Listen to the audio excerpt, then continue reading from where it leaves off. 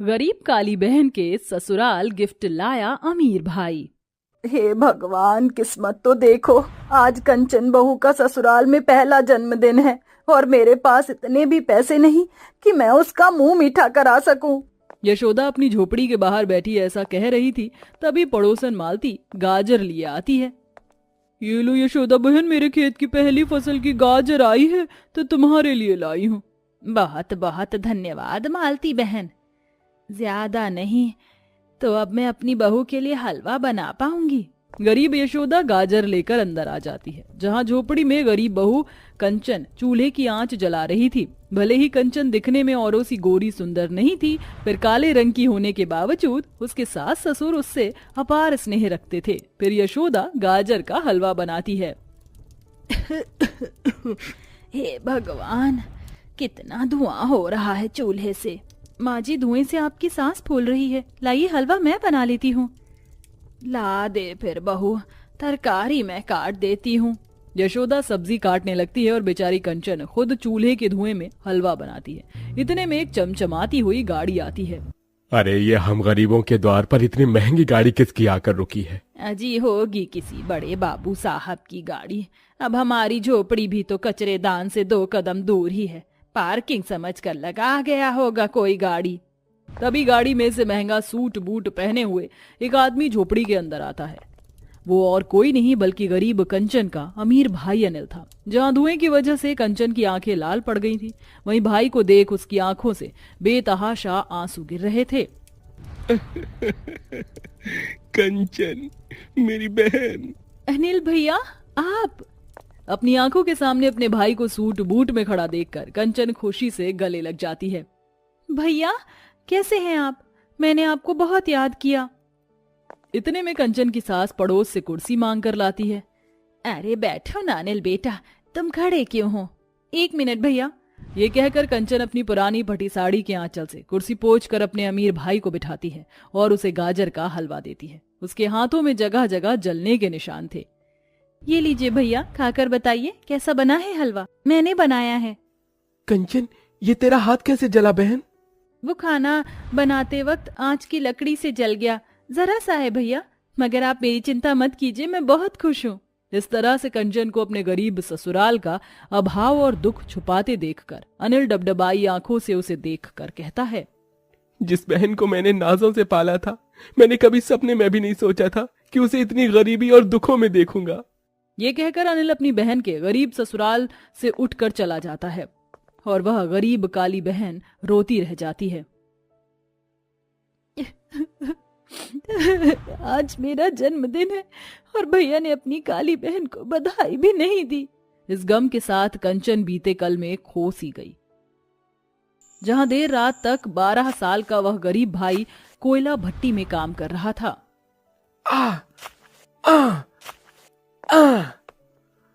अरे अनिल, तू अभी तक घर नहीं गया? सारे मजदूर चले गए।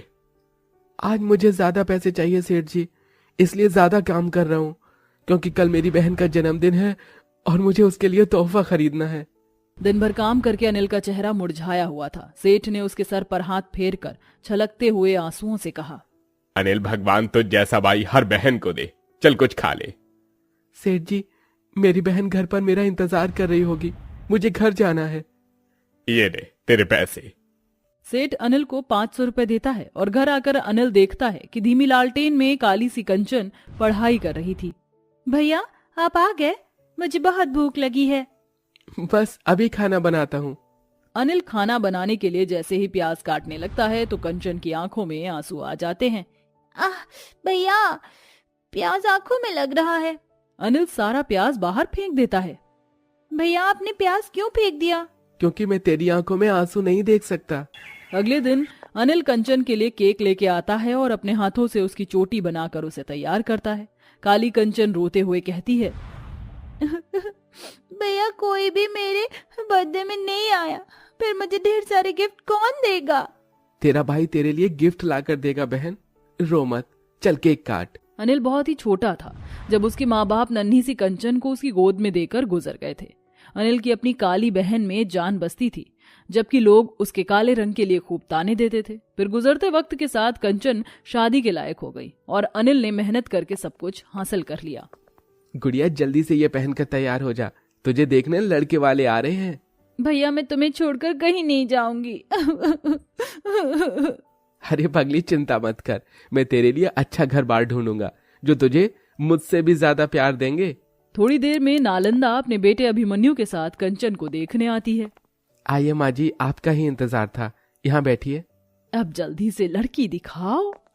नालंदा जैसे ही कंचन को देखती है तो उठ खड़ी होती है। कितनी काली लड़की है, छी छी छी छी छी। कहाँ मेरा दूध सा गोरा बेटा और कहाँ ये कोयला खादान। हमें नहीं करना यहाँ रिश्ता, चल अभिमन्यु। माँ जी मेरी कंचन को मत ठुकराइए, लाखों में एक है मेरी बहन। वो तो दिख रहा है, चलो माँ। कालेपन के चलते ठुकराए जाने से कंचन का दिल टूट जाता है। वो अपने भाई से अपने आंसू छिपाते हुए एक पार्क में आकर बहुत रोती है। क्यों भगवान, क्यों बनाया मुझे इतना बदसूरत तूने। मेरे देवता समान भाई को मेरी वजह से कितनी शर्मिंदगी उठानी पड़ी आज। तभी कंचन को रोता देख झाड़ू लगा रहा गरीब गोविंद वहां आता है। माफी चाहता हूँ, मैंने आपकी बात सुन ली, मगर आप दुनिया की बात से दुखी मत होइए, आप बहुत सुंदर हैं। ऐसे ही वक्त गुजरने लगा। कंचन के काले रंग की वजह से लोग उसे ठुकरा कर चले जाते हैं और हर बार वो पार्क में गोविंद से आकर अपना दर्द बांटती। अब दोनों को एक दूसरे का साथ भाने लगा और कंचन ने अपने प्यार का इजहार किया। आई लव यू गोविंद, मुझसे शादी करोगे? पर कंचन जी ये नहीं हो सकता, मैं एक गरीब हूँ, ये जानकर तुम्हारे अमीर भाई मेरे हाथ में तुम्हारा हाथ कभी नहीं देंगे। गोविंद तुम बस हाँ करो, मैं भैया से बात करूंगी। कंचन गोविंद के बारे में झूठी पहचान रखती है कि वह अमीर है। अनिल शादी के लिए मान जाता है और बड़े धूमधाम से बहन की विदाई करता है। कंचन अपने भाई के गले लगकर आंसुओं से कहती है, मुझे माफ कर देना भैया, मगर तुम्हारी अभागी काली बहन ने एक गरीब को जीवन साथी चुना है। कंचन अपने अमीर भाई का महलों सा घर छोड़कर अपने गरीब ससुराल आ गई, जो कि कचरेदान के पास बनी एक टूटी फूटी झोपड़ी थी, जहां गरीबी में उस काली बहन का दिन कठिनाई से बीतने लगा। अगले दिन कंचन अपनी झोपड़ी के ससुराल के बाहर झाड़ू लगा रही होती है। तभी सामान और फर्नीचर से भरा एक बड़ा ट्रक वहां आया। तभी गाड़ी में से अनिल उतरकर कहता है, ये सारा सामान अंदर ले चलिए। मजदूर फर्नीचर अंदर लाने लगे, जिसमें बेड, फ्रिज, सोफा सब कुछ था। यशोदा, ये सारा सामान कहाँ से आया? ये इस भाई की तरफ से उसकी बहन और उसके ससुराल वालों के लिए छोटा सा उपहार है बाबूजी, इसे स्वीकार कर लीजिए।